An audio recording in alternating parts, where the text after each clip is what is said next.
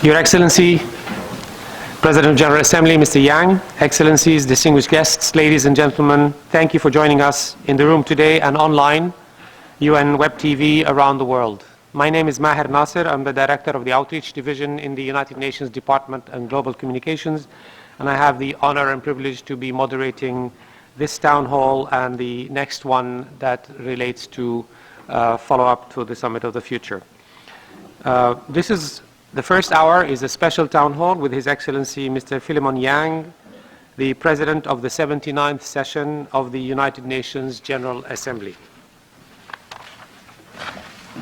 It is designed to give you, our valued civil society representatives, an opportunity to learn more about the President Yang's priorities and vision, and to create a space for you to ask questions and share your powerful perspectives. Your voices and points of view are critical as we work collectively to translate and implement policies, including the UN 2030 Agenda and the Summit of the Future's Pact for the Future, into local, national, and regional solutions. We are very grateful for your tireless effort and work on the ground, and on behalf of the Department of Global Communications, we thank you for joining our advocacy efforts to promote the Pact of the Future for the Future, activate for climate action and gender equality, and to tackle hate speech and combat mis and disinformation. His Excellency Mr. Yang, the President of the UN General Assembly, has long been a steadfast advocate for multilateralism, recognizing that meaningful and sustainable solutions require the contributions of all stakeholders. As the world faces complex and interwoven challenges, from rising inequalities to climate change and global conflict, His Excellency has reaffirmed his commitment to collaboration, ensuring that civil society remains an integral part of shaping the global agenda. In his vision statement, he pledged to build strong partnerships with civil society organizations, non-governmental institutions, and academic circles, acknowledging their vital role in advancing peace, human rights, and sustainable development. Before I present His Excellency, I would like to note that today's event is available in the 6 official languages, so please tune in the language of your preference or your choice. And I know that at least one question will be asked in Arabic, so the first question, if you don't understand Arabic, you might want to use your... I begin by welcoming you all to the United Nations and to this town hall meeting. Let me take a moment to acknowledge the remarkable diversity in this room. You all come from different backgrounds, cultures, and hold varying perspectives of the world and of society. Yet you are united in the pursuit of a better world for all, proving that diversity is indeed our strength. This is what I call unity in diversity in my vision statement for the 79th session of the United Nations General Assembly. Let me also take the opportunity to commend you as civil society representatives for your engagement with the United Nations. You are an integral part of what the Charter refers to as we the peoples. Our global challenges require a collective, all-hands-on-deck solution which includes each and every one of you, members of the civil society. I look forward to listening to you today and to engaging with you throughout the 79th session of the General Assembly. Colleagues, dear friends, as we explore potential avenues on which we may collaborate, allow me to outline the priorities that will be pursued during the 79th session of the General Assembly of the United Nations. These priorities are likely my signature events, which add to the mandates bestowed upon the 79th session by the General Assembly. Though wide-ranging, these priorities are deeply interconnected and embody our commitment to a more just, secure, and prosperous world. They reflect the needs of our world today and are rooted in the three pillars of the United Nations, namely human rights, sustainable development, peace and security. Good morning, ladies and gentlemen. My name is Yassim. I represent a youth organization, Mr. Philemon Yang.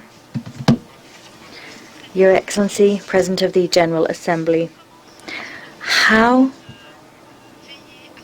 is it possible to guarantee that the Pact for the Future allows real change? How can the international community translate the vision of the Pact for the Future into tangible, measurable actions which prioritize the most marginalized among us, namely young people, women, and indigenous persons, in order to ensure that these groups are not simply stakeholders, but they can actually participate in building the future that we wish to see? Thank you. Thank you for this timely question. Thank you for this timely question. The Pact for the Future is not just a declaration, it is a commitment made by all the heads of states of the countries which are members of the UN General Assembly. We adopted the Pact. We must now take action to implement the said Pact. I think we can agree that the Pact must be anchored in accountability, inclusivity, and sustained implementation. While the Pact provides a roadmap to accelerate progress, challenges such as debt, the digital divide, and climate change continue to hold us back. We must mobilize the necessary means of implementation to bridge the gaps. This requires political will, financial mobilization, knowledge sharing, and targeted technical assistance.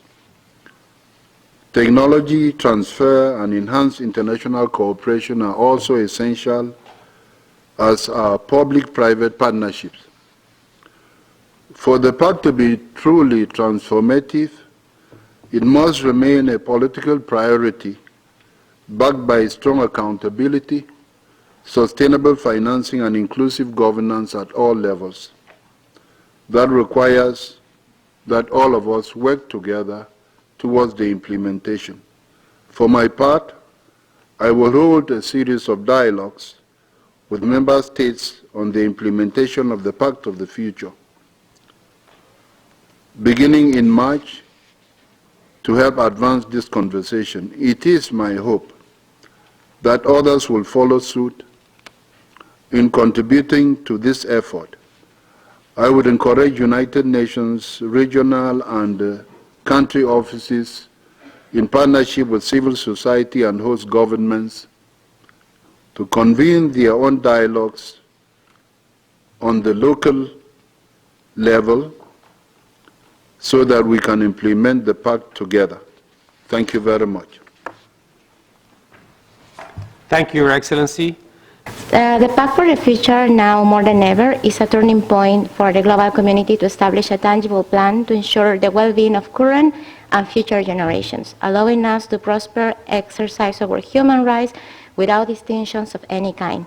A moment that we can ensure that the global community keeps alive is the promise made by the 2030 Agenda for Sustainable Development to leave no one behind. The future requires a solid foundation. Therefore, advancing the implementation of the Chapter 1 of the Pact for the Future is critical, especially considering that the time between the present and the year 2030 is shortening, and the advanced world leaders envisioned by 2015 is still far from being achieved. Your Excellency, today we call for your support to ensure our human right to development and our right to the future are included as the pillars for the implementation and follow-up of the Pact for the Future and the Declaration on Future Generations. as well as to call the member states to raise their ambition, solidarity beyond political agendas, regional mobilization, and coherence, avoiding new dependency patterns among regions for a fair present and a future we urgently need.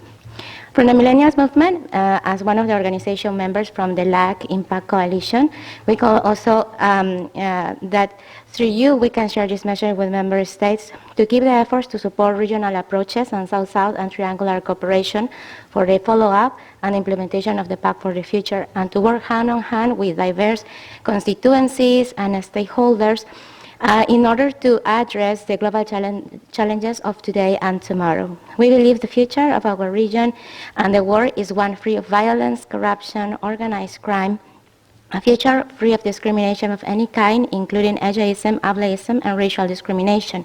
A future where every person, especially children and youth, have the opportunity to define their future and thrive. We count on you and the UN General Assembly to achieve it, for you, for us, but also for humankind. Thank you. Thank you, Pilar. And now I call on Ayla Wheeldryer, USA Friends World Committee on Consultation. And I believe you're with us. Thank you. Your Excellency, my name is Ailey Wheeldryer from Friends World Committee for Consultation, which represents the concerns of Quakers for peace and justice at the United Nations. Thank you for the opportunity to ask this question. What role can faith-based civil society play in promoting cooperation amongst member states as a step towards strengthening efforts to build peaceful, just, and inclusive societies for sustainable development? Thank you.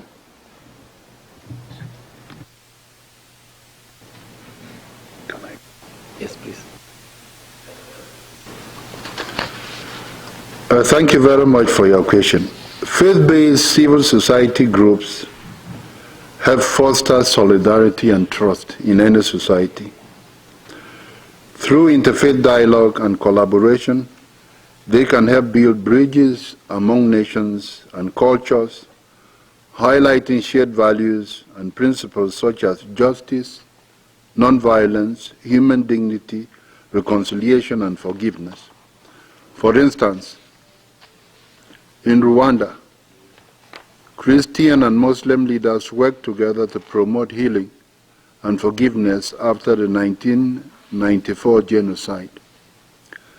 And in Colombia, South America, faith-based organizations played a key role in promoting peace negotiations between the government and the Colombian rebels. By advocating policies that promote peace, justice, inclusion, and human rights, faith-based civil society can help build a more just, peaceful, and inclusive world. Thank you very much. Question. Given the human tendency, especially at the United Nations, of finding and focusing on differences, where do you think there is the most room at this moment for cooperation? In other words, where do you think our differences can most likely be transcended in the pursuit of shared objectives? Thank you.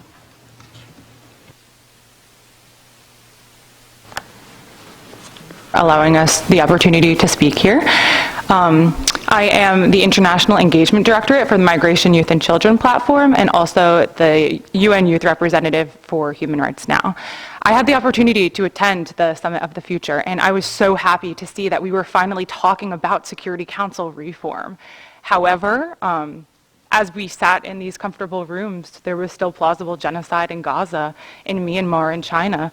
There's armed conflict in Ukraine, in Congo now, and in so many other places around the world. And so my question to you on behalf of youth leaders is, what does successful UN Security Council reform look like to you? What should frustrated youth do as we wait for this change to happen? And what is an achievable timeline that we can actually see UN Security Council change? Thank you. Thank you very much for this delicate question. Prohibits nuclear weapons and provides a path toward their total elimination, and also welcoming the PGA's call last October for those states which have not yet acceded to the TPNW to do so without delay. We would like to ask now what concrete steps the PGA can take to encourage more states to join the TPNW and to encourage those states not yet ready to join to observe next month's third meeting of states parties to the TPNW, which will be March 3rd through 7th in this very chamber. ICANN is the civil society coordinator for the TPNW meetings, and we stand ready to cooperate with the PGA on all efforts to this end, and also on all efforts 80 years since the UN was established to at last fulfill the General Assembly's first ever resolution, which vowed to eliminate atomic weapons from national arsenals. Thank you very much. Safarian, the co-founder and CEO of the Society for Children Orphaned by AIDS, SACOBA. The Pact of the Future presents a bold vision, yet its success depends on turning that vision into action through strong cross-sectoral partnerships. How can the UN ensure that the Pact fosters real, tangible partnerships across sectors? Ones that effectively address health inequities, climate change, and social justice, especially for those most at risk of being left behind. Furthermore, in what ways can multilateral cooperations be enhanced under your leadership to address interconnected crises such as health pandemics, climate change, and economic inequality, while ensuring no one is left behind? Ke a leboga. I thank you.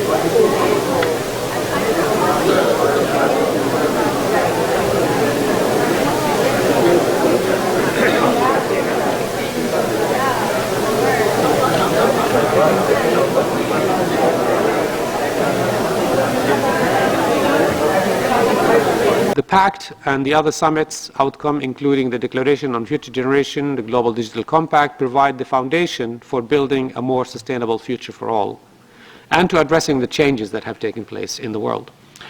While governments, international organizations set the course at the summit, it is civil society, NGOs, academia, advocacy groups, local communities like you that will help translate those global ambitions and policies into meaningful, lasting impact. And we know that such implementation requires bold, coordinated actions across a range of critical areas that can be achieved only through collaboration, robust global governance mechanisms, and ensuring that all nations, especially the most vulnerable, have the tools and support that they need to thrive in the 21st century. As civil society representatives, we ask for your support and commitment to continuing to advocate for the rights and needs of future generations, and to ensure that the promises made today are realized tomorrow. We are inspired by the role that civil society is already playing in driving this agenda forward, and we were so pleased to see how your work began even before the summit last September. The civil society began its work with developing the impact coalitions related to the 2024 Civil Society Conference held in Nairobi in May. And the impact coalitions are collaborative platforms that bring together diverse civil society organizations and other stakeholders to mobilize action on key issues identified in the Pact. By connecting civil society organizations, youth movements, member states, the UN system, as well as private sector and global leaders across sectors, the impact coalitions represent a powerful network for advocacy, knowledge sharing, and policy influence. They're an innovation. It takes time for them to take hold. You may agree with them, you may not agree with them, but they are there. The success of these efforts, together with the existing civil society mechanisms, are critical for mobilizing global support, scaling up successful initiatives, and ensuring that the Pact does not remain just a vision and plan, but a reality with measurable achievements on the ground. And that leads us to our discussion and panel today. I'm very pleased to have with us a panel of experts and leaders from across the UN civil and civil society. And we also want to hear from you. There are no set questions here, so we will take your floor questions and comments. They will share their insights on key UN communication priorities, on the efforts underway to implement outcomes of the Summit of the Future. After we hear from each panel member, we will open the floor for your questions, and we look forward to a dynamic discussion. First, my privilege to introduce our first panelist, Under Secretary General Guy Ryder, Under Secretary General for Policy in the Executive Office of the Secretary General and the UN lead for the implementation of the Pact for the Future.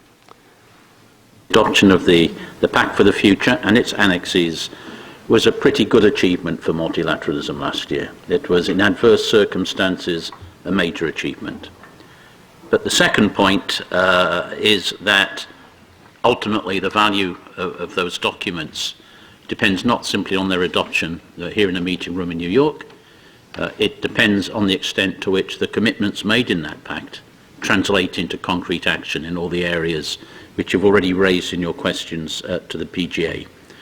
So we need to turn our attention on how we are best going to work together to ensure the most effective implementation possible. To follow up on that, I'm going to say something you, I'm sure, expect me to say. Then I'm going to say something about why you should believe me. The thing you'd expect me to say, and I will, is that the Secretary General is 100% committed to working with civil society to the fullest possible extent in, can I call it, the shared task of implementing the Pact and in creating that objective of the Pact, which is more effective, networked and inclusive multilateralism. And by the way, that message has been echoed today by the President of the General Assembly, and I know in other places it's been echoed by the President of ECOSOC as well. Nanette. Thank you so much, Maha, and thank you so much also, Under Secretary General Ryder, for reminding us really of the importance of the Pact for the Future. And Maha, you've just said we are looking at our communications priorities for this year and making the case for multilateralism, for countries working together to address challenges that do not stop at national borders is really one of our key priorities for this year. And as such, the Pact for the Future is, of course, an absolutely critical document. And as you said just now, Maha, we are doing this as the organization commemorates its 80th anniversary. So what better time to renew the case for multilateralism? And the Pact for the Future is so important not only because it reconfirms the importance of countries working together and the importance of organizations like the United Nations, of course, but it also looks forward. In the Pact for the Future, member states looked at how to make multilateralism fit for the future, to really address the emerging challenges that the world is facing today, to benefit from new opportunities that it also presents. And so the Pact for the Future is helping us to shape messaging on this 80th anniversary of the organization that does not only look backwards, but that really looks forward. And that is what we want to communicate. And we will do so under the overall headline, Building Our Future Together. And the Pact is really our main brief, if you want, also for our communications. Many of them also following from the ground, from where you are actually, all of you are. So first of all, I need to be thankful for the President of the General Assembly and to all of our colleagues in the Department of Global Communications and Maher, to all your team for organizing specifically this very crucial dialogue. And I'm very pleased that I'm here with all of you, and thank you especially for all of you for being here, for giving us part of your time to participate in this process. That we should always remember that this was a multi-stakeholder process, that this is not only about what member states agreed finally, it was about everything that happened to get into that final and very progressive text, if I need to say, mainly when it's about youth issues, which is definitely my main responsibility on behalf of the United Nations, and specifically on the United Nations Youth Office. So, as Undersecretary General Ryder was emphasizing, the Summit of the Future was a real landmark for multilateralism. And I think especially, and we shouldn't take for granted, to have such a powerful text in terms of multilateralism that makes such a big emphasis in relation to youth issues. We shouldn't take for granted that. And if that's there, it's because of the strong advocacy and the mobilization of thousands of young people that from different levels were advocating for this to be there. From their advocacy at the country level with governments, their advocacy at global stages, their mobilization through the civil society conference in Nairobi. And important is that we have that there. But of course, now the challenge is to walk the talk, as young people usually say. And because this was also a multi-stakeholder process, we should also consider what happened in relation to the action days of the Summit of the Future.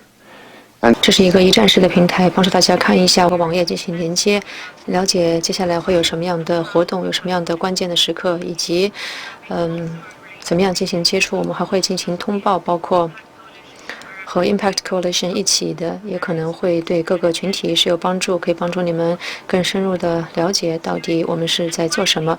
最后，我们希望在未来的几年，希望在2026年，这些能够帮助我们来了解未来契约的落实的情况。我们知道有56个行动建议，我们也知道公民社会并不完全满意所有的成果，对其中的一些满意。那么公民社会如何审查落实，以及最终保证进程的问责，因为这是一个基础，就是关于契约落实的一些挑战，包括责任在什么地方，以及问责在什么地方，我们如何平衡契约的可见性，以及对它进行细分成不同的行动，从而方便落实。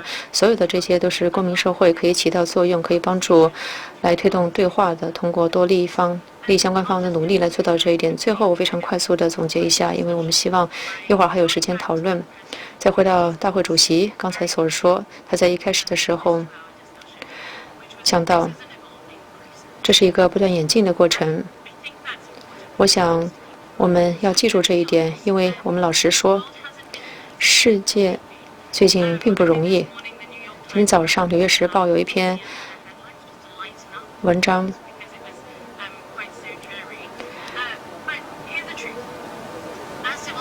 事实是这样的，作为公民社会，包括联合国系统内的外交官，我们没有太多的机会来进行变化，而未来契约给我们带来了非常大的机会，是一个真正的要做出变化的政治意愿，这个是我们要抓住的。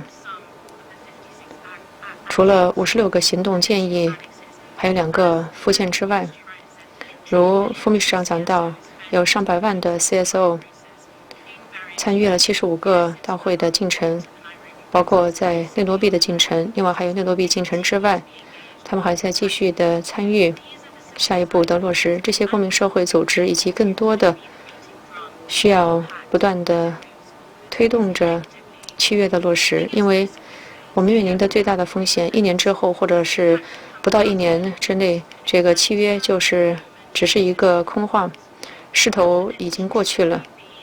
要保证这个进程不断的演进，在座的各位以及正在收看的和真正的关心多边主义未来的人，需要起到重要的作用。